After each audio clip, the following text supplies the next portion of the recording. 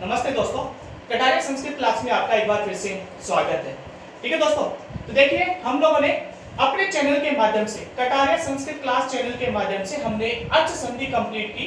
अब इसके बाद में हम लोग सेकंड संधि यानी कि हम लोग स्टार्ट करते हैं व्यंजन संधि, जिसको हम लोग बोल रहे थे हल संधि। तो देखिए दोस्तों, आज इस चैनल के माध्यम से हम लोग हल संधि प्रारंभ करते हैं। तो हमारे पास में जैसे कि हल संधि, तो हमारा टॉपिक रहेगा, हमारी संधि रहेगी हल संधि, अर्थात इस हल को व्यंजन भी कहते हैं। इस हल को अपन क्या कहते हैं?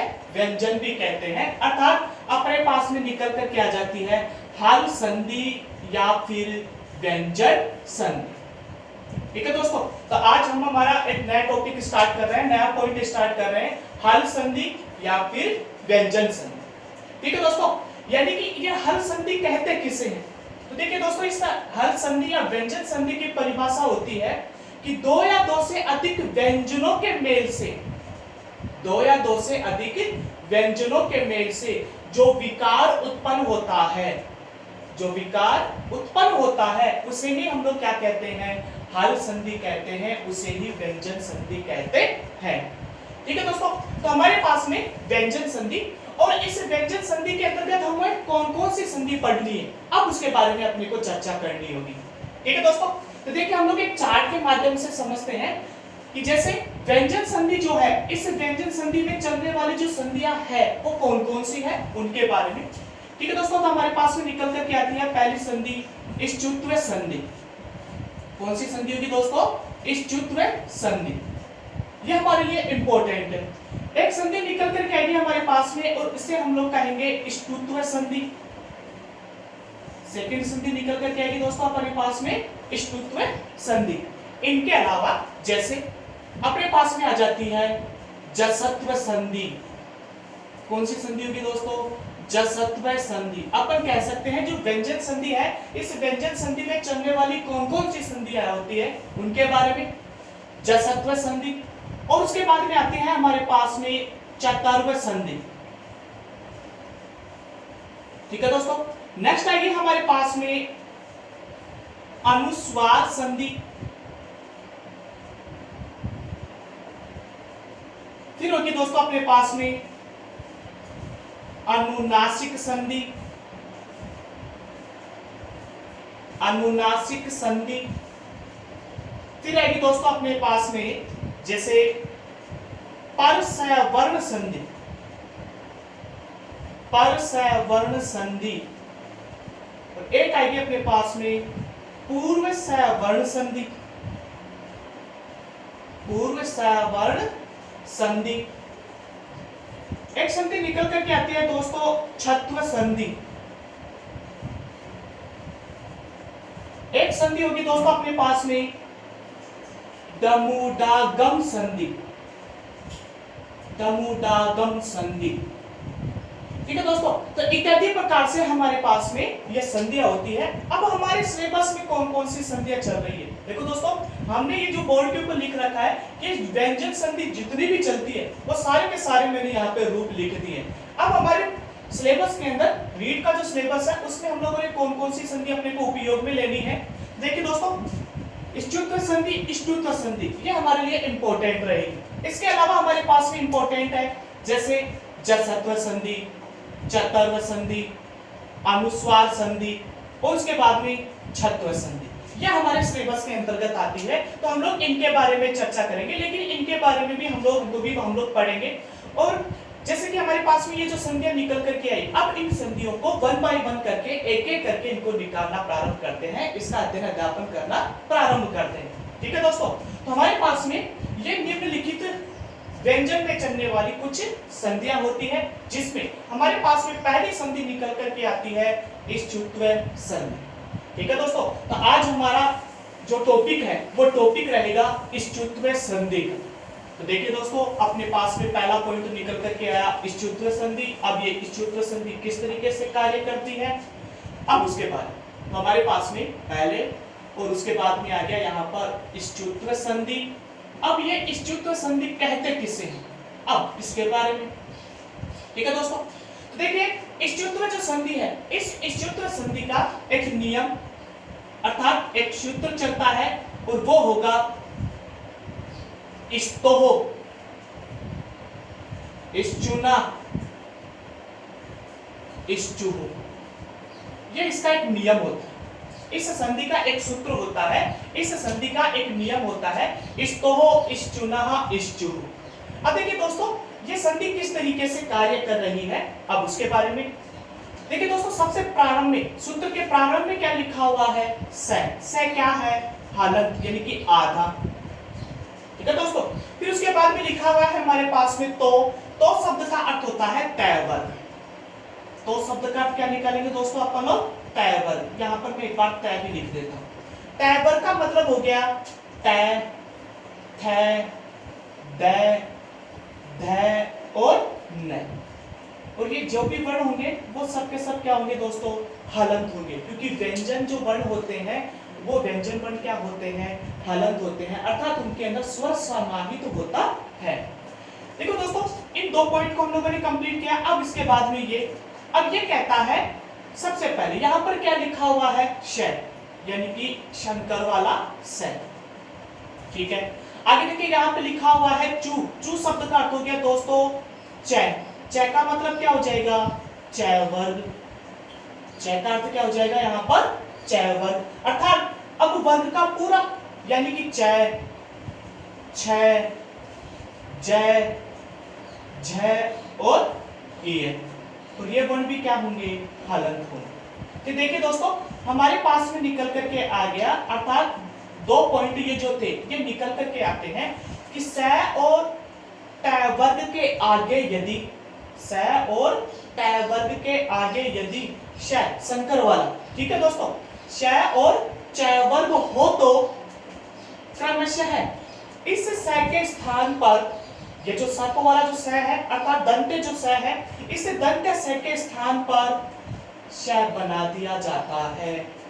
और ये जो तय आया, इस तय वर्ग के स्थान पर अर्थात अपन कह सकते हैं कि इस तय के स्थान पे क्या बना देंगे? च। इस थ के स्थान पे क्या बना देंगे? छ। और इस द के स्थान पे क्या बनाएंगे? ज। और ध के स्थान पर झ और य के स्थान पर य बना देते हैं, ठीक है दोस्तों। तो हमारे पास में इसका नियम निकल करके आता है, अर्थात इसकी एक हमारे पास में एक सारणी बन जाती है, और ये सारणी कहती है कि यदि हमारे पास में जब संधि प्रक्रिया करते हैं तो उस समय श, दंत्य श और तालव्य श, ठीक है दोस्तों, दंत्य श और तालव्य श के आगे यदि श और तय वर्ग के आगे यदि, नियम को चेंज करते हैं, श और तय वर्ग के आगे यदि श अर्थात तालव्य श और च वर्ग हो तो क्रमशः इनके स्थान पर अर्थात इस स दंत्य श के स्थान पर तालव्य श और तय वर्ग के स्थान पर च वर्ग बना दिया जाता है, ठीक है दोस्तों। तो ये था हमारे पास में नियम। अब देखिए दोस्तों, इस संधि के अंतर्गत हमारे पास में कुछ एग्जाम्पल ऐसे होते हैं जिनके अंदर कभी कभी विवाद उत्पन्न हो जाता है। तो दोस्तों, विवाद जो है वो विवाद उत्पन्न क्यों होता है, अब मैं इसका कारण बता देता हूँ। देखिए दोस्तों, ये जो इष्टुत्व संधि चलती है और हमने लिखी सेकंड नंबर पर इष्टुत्व संधि, इन संधियों के मध्य में कभी कभी ऐसे कुछ शब्द होते हैं, ऐसे कुछ उदाहरण होते हैं, उन संधियों के मध्य में कभी कभी जसत्व संधि का कार्य भी हो जाता है। कौन सी संधि का? जसत्व संधि का कार्य भी। उसके बाद में आती है चतुर्व संधि। चतुर्व संधि का कार्य भी उनके मध्य में हो जाता है, ठीक है दोस्तों। तो हमें ये संधि हम लोग आगे पढ़ेंगे, लेकिन अपने को तो निकालनी कौन सी है?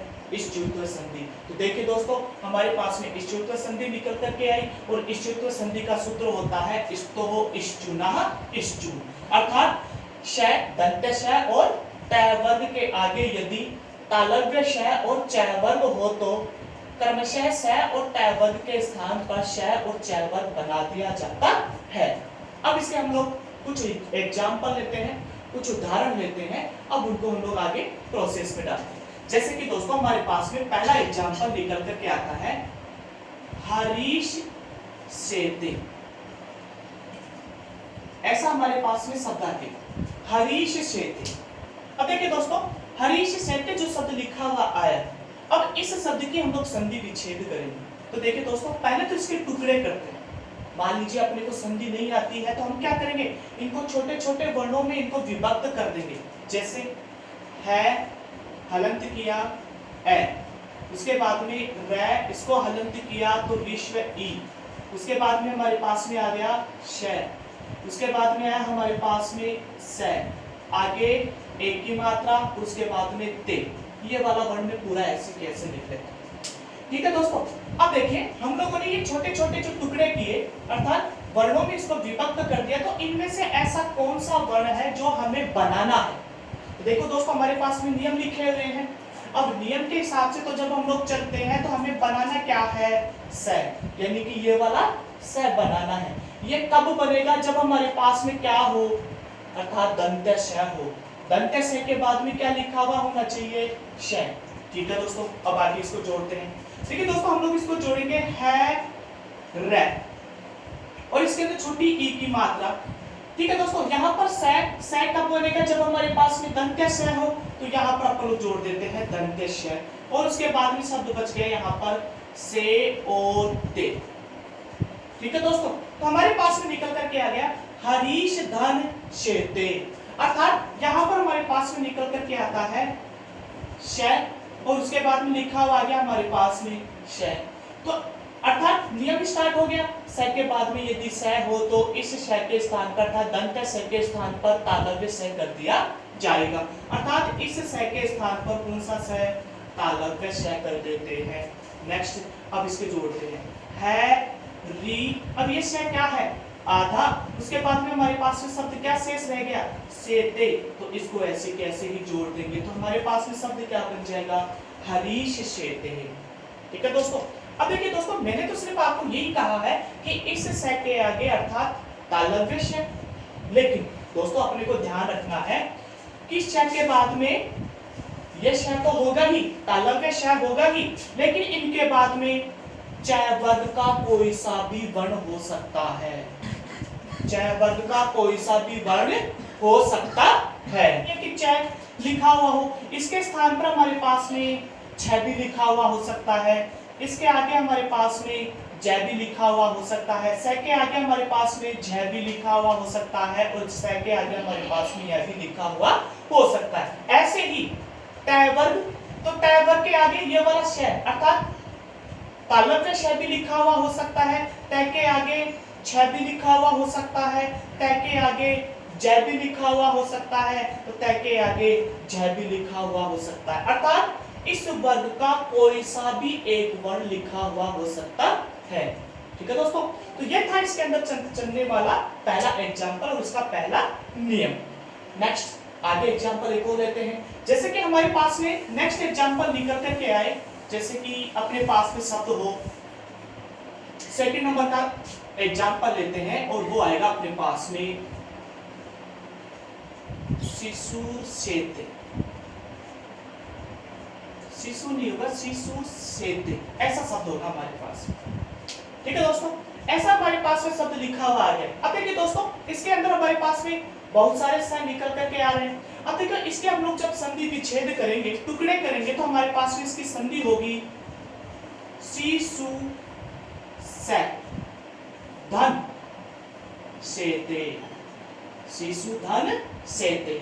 अब देखिए दोस्तों, यहाँ पर आ गया हमारे पास में से यानी कि दंत्य से, दंत्य से के बाद में तालव्य श निकल करके आ गया, अर्थात ये वाला वर्ण लिखा हुआ हो तो दंत्य श को किस में परिवर्तन कर देंगे, तालव्य श में परिवर्तन कर देंगे। अब इसको हम लोग जोड़ेंगे, हमारे पास में शब्द बन जाएगा शिशु से, आगे हमारे पास में क्या शेष रह गया, सेते। इस शब्द को हम लोग ऐसे कैसे जोड़ देंगे तो हमारे पास में शब्द क्या बन जाएगा, शिशु सेते।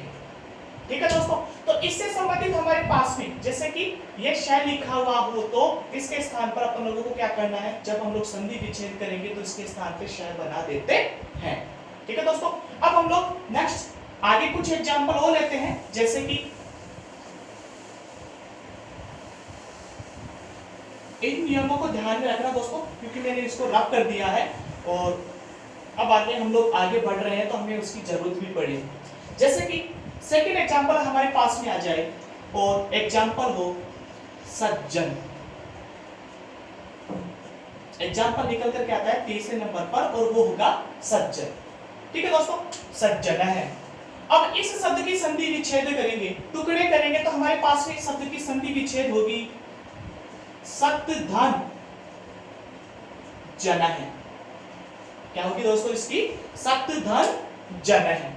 ठीक है दोस्तों, अब देखिए सत धन जन है अर्थात टैग के बाद में जय, अर्थात कौन से वर्ग का? जय वर्ग का कोई सा भी एक वर्ण हो सकता है, तो उसमें से निकल करके आ रहा है। तो इस टैग के स्थान पर क्या परिवर्तन कर दिया जाएगा? अर्थात इस शब्द को किसमें परिवर्तन कर देंगे? दै में परिवर्तन कर देंगे। देखिए दोस्तों, ये तय में परिवर्तन नहीं होता है वैसे, क्योंकि हमारे पास में नियम था कि तय के आगे यदि चय वर्ग का कोई सा भी वर्ण हो तो इस तय के स्थान पर क्या बनाते हैं? चय बना देते हैं। लेकिन दोस्तों यदि तय के स्थान पे चय बनाएंगे तो दै कैसे बना? दै तो अपने पास में बनना ही नहीं चाहिए। क्या बनना चाहिए? चय बनना चाहिए। यही कारण है कि जब हमारे पास में एग्जाम के अंदर ऐसे क्वेश्चन आते हैं तो उनके अंदर हम लोग गलतियां कर देते हैं। देखिए दोस्तों, गलतियां नहीं करनी है, क्योंकि संस्कृत भाषा के अंदर सद शब्द होता है, सद शब्द नहीं होता कभी भी। सद शब्द कभी भी नहीं होता है। तो अपने को ध्यान में रखना है कि एग्जाम के अंदर यदि ऐसा क्वेश्चन आ जाए तो इसकी संधि विच्छेद ये नहीं करनी है सद धन जन है। ऐसा हम लोग करेंगे तो क्वेश्चन क्या हो जाएगा? गलत हो जाएगा, क्योंकि संस्कृत भाषा में शब्द कौन सा होता है? सद, अर्थात इसका एक मौलिक रूप होता है। यही कारण है, क्योंकि तय का हम लोग चय बनाएंगे। अब देखिए दोस्तों, मैंने आपको कहा था कि इस संधि के अंदर जसत्व संधि का कार्य भी होता है। अब देखिए दोस्तों, जसत्व का मतलब होता है वर्ग का तीसरा वर्ण बना देना। वर्ग का तीसरा वर्ण बना देना, अर्थात यहाँ पर वर्ग का कोई सा भी वर्ण हो, आगे यदि वर्ग का तीसरा या चौथा वर्ण हो तो इस वर्ग का भी कौन सा बन जाता है? तीसरा बना देते हैं। तो कौन सी संधि होती है? जसत्व संधि। इस वर्ग का तीसरा वर्ण बनाएंगे तो दोस्तों क्या बनेगा अपने पास में? दै। अब देखिए दोस्तों, हमारे पास में था कि यदि दै के आगे यदि जय हो तो इस दै के स्थान पर भी क्या बना दिया जाएगा? जय बना दिया जाएगा। तो दोस्तों अपने पास में निकल कर क्या आएगा? दै। दै को हम लोगों ने किस में परिवर्तन कर दिया? जय में। अब इसके साथ में जोड़ करके बना देंगे तो शब्द क्या बन जाएगा? सज्जन है। ठीक है दोस्तों, यदि इस एग्जाम्पल को यदि आप देख रहे हो और समझ रहे हो तो आपके पास में जो मैंने नियम लिखे थे उन नियमों में साथ में देखते हुए चलना, क्योंकि ये मैंने रब कर दिया था, इस वजह से थोड़ा सा हो सकता है समझ में नहीं आ रहा हो, लेकिन आप लोगों को नियम भी देखने हैं ताकि आप लोग उस समय समझ सको कि हाँ ये किस तरीके से ये कार्य हो रहा है। ऐसे ही हमारे पास में नेक्स्ट एग्जाम्पल एक और निकल करके आता है और वो नेक्स्ट एग्जाम्पल होगा जैसे कि उज्ज्वल। कौन सा शब्द होगा दोस्तों? उज्ज्वल। अब इस शब्द की संधि विच्छेद करेंगे तो शब्द क्या होगा हमारे पास में? उद्धन ज्वल है। क्या होगा दोस्तों इसका? उद्धन ज्वल है। क्योंकि हम लोग जो हमारे पास में जब ऐसा क्वेश्चन आता है तो हम लोग सामान्य सी बात है गलतियां कर देते हैं। इस उद के स्थान पर अपन लोग वहां पर मान लेते हैं उद। क्या मान लेते हैं? उद। और हमारा उस समय नियम ये कहता है कि उद्धन ज्वल है, लेकिन आप लोग यदि ऐसा करेंगे तो निश्चित रूप से हमारा गलत जाएगा, क्योंकि संस्कृत भाषा के अंदर उद शब्द नहीं होता है। शब्द कौन सा होता है? उद। शब्द कौन सा होता है? उद। इसलिए संधि विच्छेद क्या होगी इसकी? उद्धन ज्वल है। देखिए दोस्तों, दै के बाद में जय, अर्थात चय वर्ग का कोई सा भी एक वर्ण आ गया तो इस दै के स्थान पर हम लोग किसमें परिवर्तन करेंगे? जय में परिवर्तन करेंगे। जय में परिवर्तन करेंगे तो शब्द क्या बन जाएगा? उ आधा जय, उसके बाद में जय वै और ल, तो शब्द क्या बन जाएगा हमारे पास में? उज्ज्वल है। ठीक है दोस्तों, तो ये था हमारे पास में चलने वाले जैसे कि थर्ड नंबर का, और ये है हमारे पास में फोर्थ नंबर का एग्जाम्पल। तो दोस्तों एग्जाम की दृष्टि से इन दोनों शब्दों को 100% याद करके रखें। ठीक है दोस्तों, अब अपन लोग नेक्स्ट आगे बढ़ते हैं। जैसे कि हमारे पास में और एग्जाम्पल और आए, अब उनको हम लोग हल कैसे करें, अब उनके बारे में और चर्चा करते हैं और अपन लोग उनके बारे में सीखते हैं। जैसे कि अपने पास में शब्द आ जाए यज्ञ है। ऐसा शब्द आ गया। और इस शब्द की संधि विच्छेद करेंगे, इस शब्द की संधि विच्छेद करेंगे तो हमारे पास में इसकी संधि विच्छेद होगी, टुकड़े होंगे, यज धन न है। क्या हो जाएगी दोस्तों इसकी? यज धन न है, क्योंकि यहां पर क्या हो गया हमारे पास में च वर्ग, उसके बाद में यहां पर क्या आ गया न। ये जो न होगा अर्थात यदि न हो तो उसको किसमें परिवर्तन कर रहे हैं? नियम में अपन लोग देखते हुए चलेंगे। न हो तो उसको किसमें परिवर्तन करते हैं? नियम में परिवर्तन कर देते हैं। ठीक है दोस्तों, अब इसको जोड़िए, इसको हम लोग जोड़ेंगे तो हमारे पास में नियम आया था कि जय और यह मिलकर के क्या बन जाता है? गै बन जाता है। तो हमारे पास में क्या बन गया? गै। और इस शब्द को हम लोग जोड़ देंगे तो शब्द क्या बन जाएगा? यज्ञ है। ठीक है दोस्तों, नेक्स्ट ऐसा ही एग्जांपल है हमारे पास में राज्ञा। शब्द क्या होगा हमारे पास में? राज्ञा। अब इस शब्द की संधि विच्छेद करेंगे हम लोग तो हमारे पास में इसकी संधि विच्छेद होगी राजधन ना।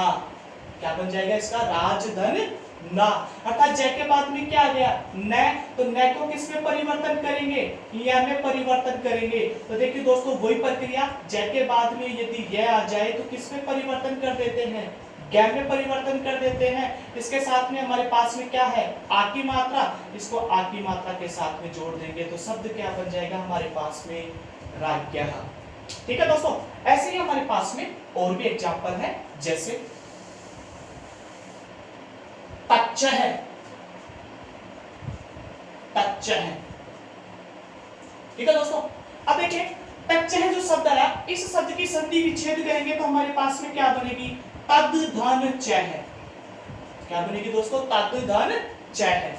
अब देखिए दोस्तों तय के बाद में च वर्ग का कोई सा भी वर्ण आ गया तो इस तय को इस दय को हम लोग किसमें परिवर्तन कर देंगे? च में परिवर्तन करेंगे तो हमारे पास में शब्द क्या निकल करके आएगा? तच्च है। देखिए दोस्तों हमेशा ध्यान रखना, एक और पॉइंट बता देता हूं कि ये जो हमारे पास में जो शब्द लिखा हुआ है तद धन च है, क्योंकि मौलिक जो शब्द होता है वो मौलिक शब्द तत् कभी भी नहीं होता है। तत् शब्द कभी भी नहीं होता है, हमेशा शब्द कौन सा होगा? तद। क्योंकि व्याकरण की दृष्टि से मौलिक रूप चलते हैं, तो मौलिक रूप में किसको स्वीकार किया गया है? तद शब्द को स्वीकार किया है, इसलिए इसकी संधि विच्छेद क्या होगी? तद धन च। ठीक है दोस्तों, तो ये थे हमारे पास में चलने वाली इष्टुत्व संधि और इष्टुत्व संधि से संबंधित हमारे पास में कुछ एग्जाम्पल। ठीक है दोस्तों, अब नेक्स्ट, अब इसके बाद देखो ये जो संधि हमारे पास में चल रही है, इस संधि के अंदर एक अपवाद संधि भी चल रही है। इसके अंदर एक अपवाद संधि भी होती है और उस अपवाद जो संधि है, अपवाद अर्थात इस संधि का एक अपवाद चलता है और वो सूत्र होता है शातः। कौन सा सूत्र होता है दोस्तों? शातः। ठीक है, ये कहता है, ये सूत्र कहता है कि स के आगे यदि तय वर्ग का कोई सा भी वर्ण हो तो, कोई सा भी वर्ण हो तो इनमें कोई परिवर्तन नहीं किया जाता है। शातः है ये जो सूत्र है, ये सूत्र कहता है कि श के आगे यदि तय वर्ग का कोई सा भी वर्ण हो तो इनमें कोई परिवर्तन नहीं करते। जैसे कि हम लोग परिवर्तन कर रहे थे कि जहां पर हमारे पास में स आ गया तो उसको श में बदल रहे थे, न आ गया तो य में परिवर्तन कर रहे थे, द आ गया तो उसको ज में परिवर्तन कर रहे थे। लेकिन ये नियम कहता है कि श के आगे यदि तय वर्ग का कोई सा भी वर्ण हो तो उनमें कोई परिवर्तन नहीं किया जाता है। जैसे एक एग्जांपल लेते हैं इसका, अपने पास में एग्जांपल आता है प्रश्न है। ठीक है दोस्तों, अब इस शब्द की संधि विच्छेद कीजिए, संधि विच्छेद करेंगे तो हमारे पास में संधि निकलेगी इसकी प्र और श। ठीक है दोस्तों, और उसके बाद में हमारे पास में क्या लिखा हुआ है? न। ऐसे कैसे ही लिखेंगे क्योंकि स के बाद में क्या आ गया? न। कौन से वर्ग का है? तय वर्ग का है, इसलिए इनके मध्य में कभी भी परिवर्तन नहीं किया जाता। नेक्स्ट एग्जांपल ऐसे देखो, जैसे कि शब्द आ जाए अपने पास में जसत्वम, फिर जसत्व एक संधि होती है। अब इस शब्द की संधि विच्छेद करेंगे, टुकड़े करेंगे, संधि की भी संधि विच्छेद कर रहे हैं अपन लोग। तो संधि की यदि संधि विच्छेद कर रहे हैं अपन लोग तो देखो इसकी संधि होगी जस धन। आगे अपन लोग यहाँ पर क्या लिखेंगे? त्वम। यहाँ पर देखिए दोस्तों हमारे पास में क्या आ गया, श के बाद में क्या आ गया, तय, यानी कि नियम लागू हो गया कि स के बाद में यदि तय हो तो इनमें कोई परिवर्तन नहीं करते हैं, जैसा लिखा हुआ है उसको वैसे की वैसे ही लिख दिया जाएगा। ठीक है दोस्तों, देखिए ये हुई हमारे पास में इष्टुत्व संधि। और इष्टुत्व संधि का सूत्र था इष्टो, इष्टुना, इष्टु, और इसका अपवाद सूत्र निकल करके आता है शाप है। ठीक है दोस्तों, अब इस संधि से संबंधित इसी वीडियो के अंदर मैं आपको कुछ एग्जाम्पल दे रहा हूँ। उन एग्जाम्पल को आप लोग आराम से बैठ करके उनको हल करने की कोशिश करें, उनकी संधि विच्छेद करने की कोशिश करें। यदि फिर भी आपसे कोई गलती होती है तो आप वो शब्द लिख करके कमेंट बॉक्स में आप लोग सेंड कर सकते हो, अर्थात उसको भेज सकते हो और उसका सॉल्यूशन आप लोगों को मिलेगा। और आज मैं आप लोगों को जो एग्जाम्पल दे रहा हूँ उन एग्जाम्पल को हम लोग पहले उनका सॉल्यूशन किया जाएगा, उनकी संधियों के टुकड़े किए जाएंगे, फिर उसके बाद में नेक्स्ट संधि स्टार्ट की जाएगी।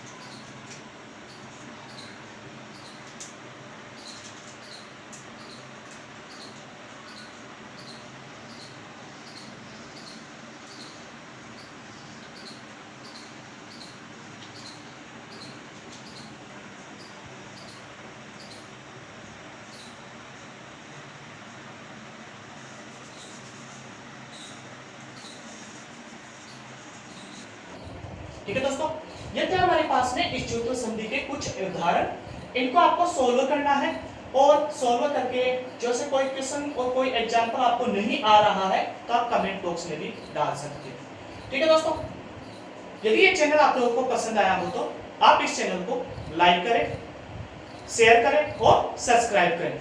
धन्यवाद।